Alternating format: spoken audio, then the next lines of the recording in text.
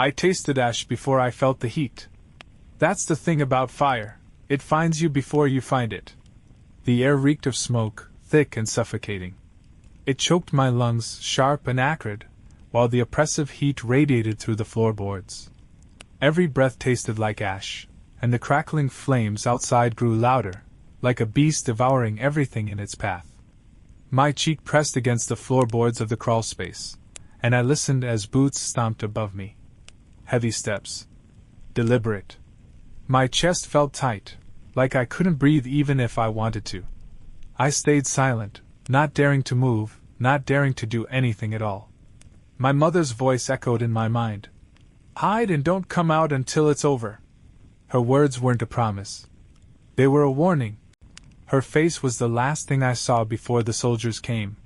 The first scream tore through the house, high-pitched and raw. I bit down on my lip, hard, my nails digging into the dirt-packed ground beneath me. Then came the second scream, a man's voice, guttural and cut short. My father. Then the crash. They'd smashed the windows. The smell of smoke thickened, and the heat grew, clawing its way toward me. They'd set the fire. It wasn't enough to kill us. They wanted to burn us out. Burn everything. I stayed frozen as the fire spread, my body refusing to move. My father's voice haunted me, the way he'd begged for fairness in the square last week, the way he'd stood tall despite the fear in his eyes. He'd wanted justice. This was the governor's answer. Smoke slipped through the cracks, curling under my nose. My lungs screamed, and my vision blurred with tears. My heart thudded so loud I thought they might hear it. Then, finally, the boots faded. The soldiers left. But the fire didn't. I crawled out into the night, coughing and gasping for air. My legs shook as I staggered away, gripping the only thing I could carry from the wreckage, a loaf of bread, old and stale. The last piece of food we had. No one came to help. Neighbors who once smiled at my family now shuttered their windows, too afraid to look outside. I remembered when we used to share bread and stories with those same neighbors around a communal fire. Their laughter had filled the night air back then, a warmth that rivaled the flames. But now, their fear was palpable, their doors sealed as if the fire outside might creep into their homes. Their silence burned almost as much as the heat behind me. The village was silent, except for the crackle of flames behind me. I reached the edge of the forest and fell to my knees. I whispered, "I'm sorry." The words didn't mean anything, not really. They were just the only thing I had left. I told myself it wasn't stealing, it was survival. But deep down, I knew better. The market square was quiet at night, its stillness broken only by the occasional rustle of leaves or the distant bark of a dog. The stalls, once bustling with merchants and shoppers, now stood like abandoned skeletons, their wooden beams weathered and cracked. I crouched in the shadows, watching the governor's mansion. It loomed at the far end of the square, its gates gleaming under the pale moonlight. The polished stone walls and flickering torches were a stark contrast to the empty, desolate square. Inside, the governor feasted, his laughter carrying faintly through the chill night air, a mocking reminder of the divide between us. Its gates loomed tall, the polished stone walls glowing in the moonlight. It felt like a slap in the face. Inside, the governor feasted on food stolen from starving families. Wagons of bread, meat, and wine had rolled in earlier, their weight pressing down on my chest like a stone. My hand tightened around the hilt of the knife I'd taken from my father's workshop. A dull blade, but it was something. Enough to make me feel less powerless. The climb over the wall was slow, my hands raw and shaking from the cold. My stomach growled, but I pushed the hunger aside. There was no room for weakness.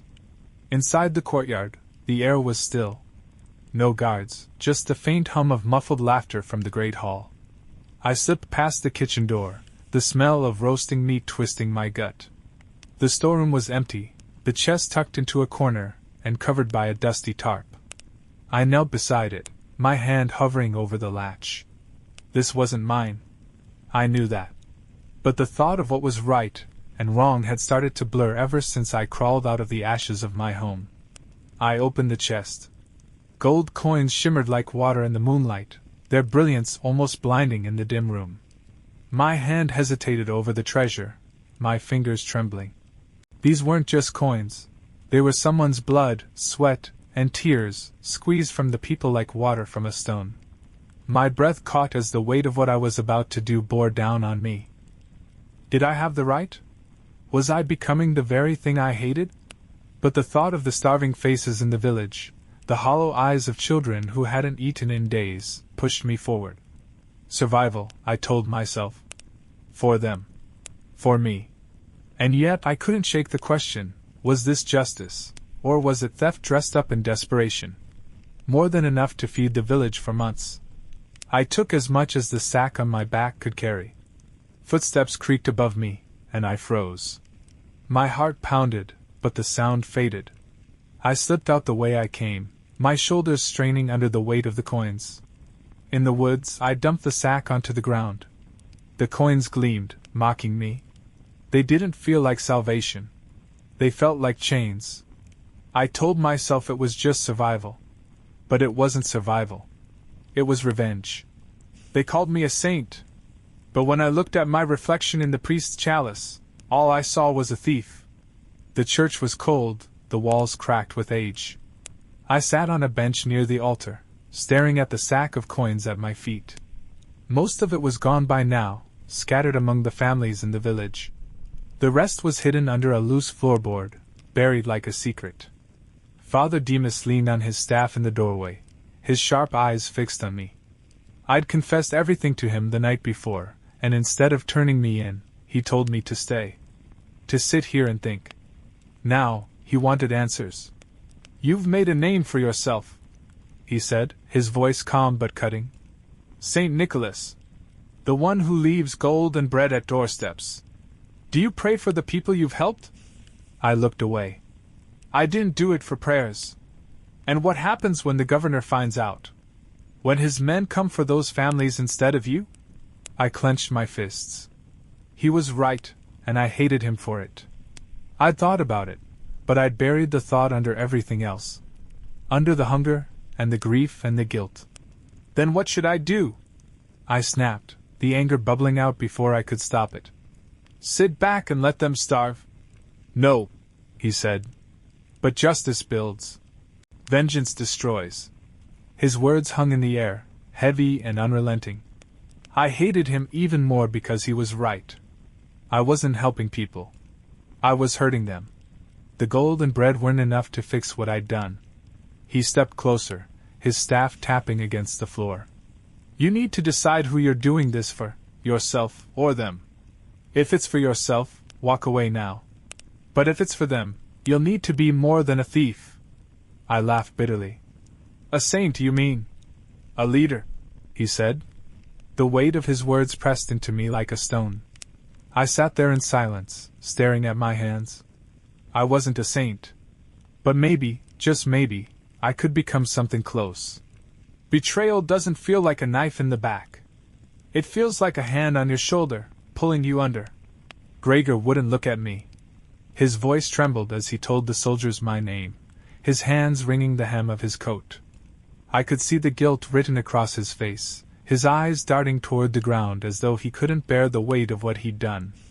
I remembered how we used to work together to unload grain sacks, his laughter filling the air as he joked about the day's labors. Now, his shoulders slumped under the burden of his betrayal, but fear had gripped him harder than friendship ever could. He flinched when one of the soldiers clapped him on the back, the sound echoing in the tense silence. He hadn't betrayed me out of malice, he'd done it because he was afraid, because survival demanded it. But understanding didn't soften the blow. I didn't blame him. Not really. But as they dragged me through the village, his face was the only thing I could see. The beating was quick but brutal. My ribs ached, and blood trickled down my face. The villagers didn't meet my eyes as the soldiers paraded me through the square.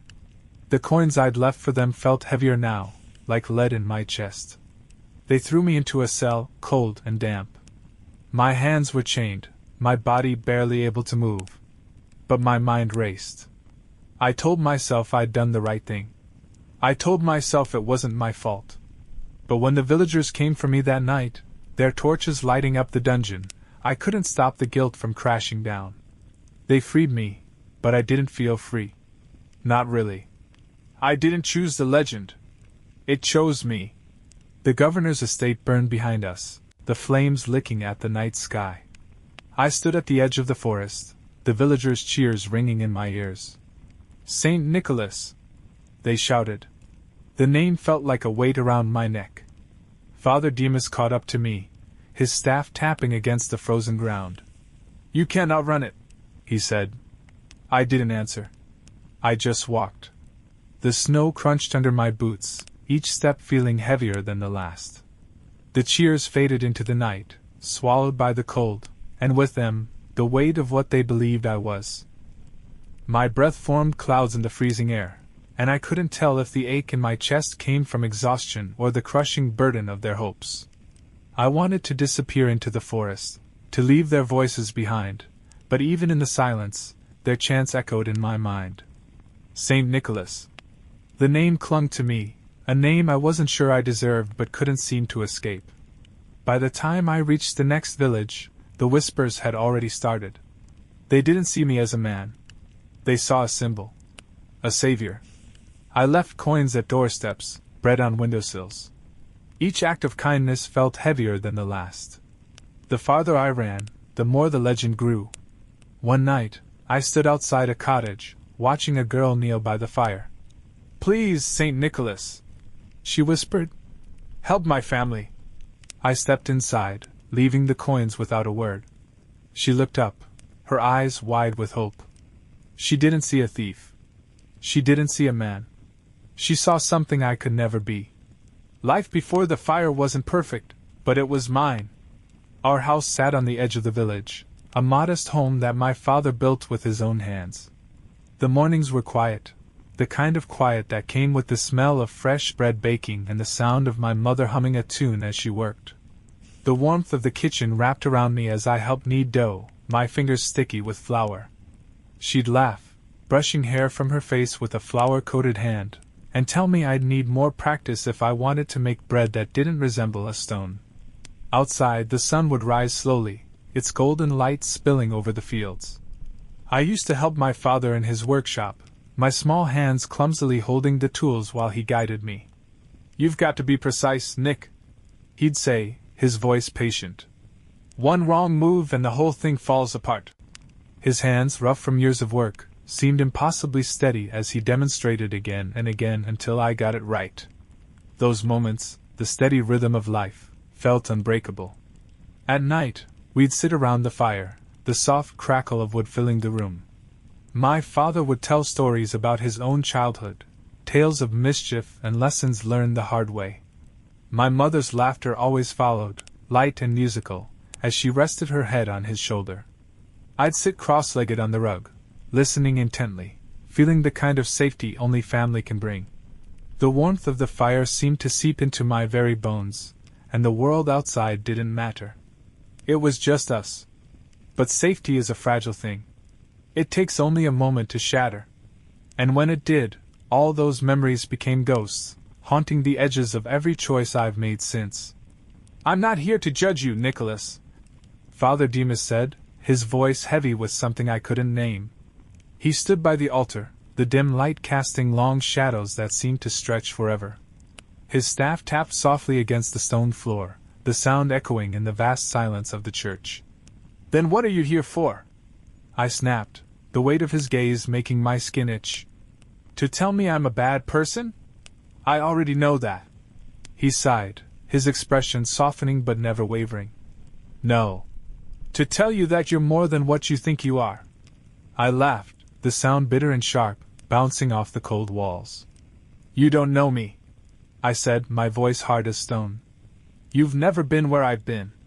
You've never had to do what I've done." "You're right," he admitted, surprising me. His eyes met mine, steady and unwavering. "But I know what it means to carry the weight of other people's hopes. It doesn't get lighter, Nicholas. But it can give you strength if you let it." I clenched my fists, my nails digging into my palms. "Strength? Is that what you call it?" watching people suffer and doing nothing because you think a few words and a prayer might fix it? His jaw tightened, but he didn't rise to my anger. You think I don't see their pain? I've buried children, Nicholas. I've prayed over empty coffins because there wasn't enough left to bury. I've held this village together with nothing but faith and stubbornness, hoping someone, anyone, might finally rise to do what I couldn't. His words hit me harder than I wanted to admit. I looked away, my chest tightening with something I couldn't name. Guilt? Shame? Fear? Maybe all of it. You think I'm that someone? I asked, my voice barely above a whisper. I think you already are, he said, stepping closer. But you'll never believe it until you stop running from it. I stayed silent, the words catching in my throat.